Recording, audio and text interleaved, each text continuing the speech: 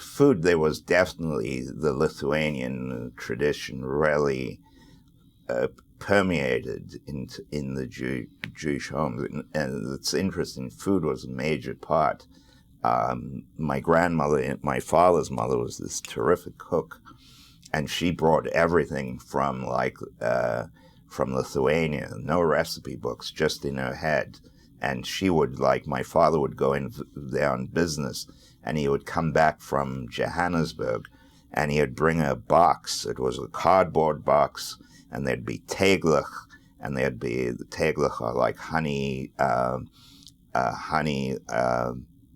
dough made with dough and filled with prunes, and then she'd make imblach, and imblach I think are made out of carrot.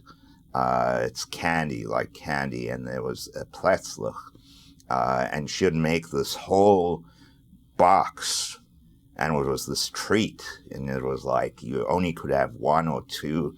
It was kept for weeks so that we could savor this.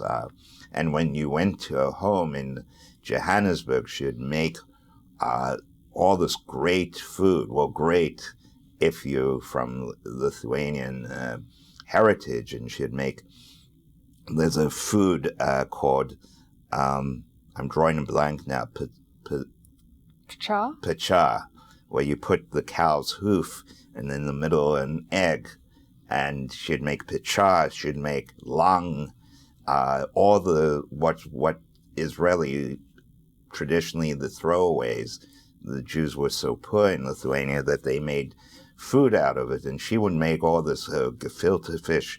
She would make with saffron, and it would be yellow. It was really, she was this tremendous cook.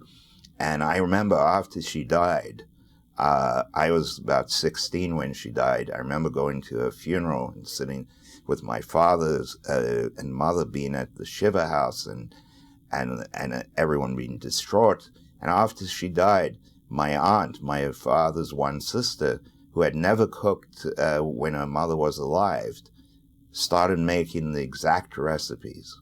And this was all from memory.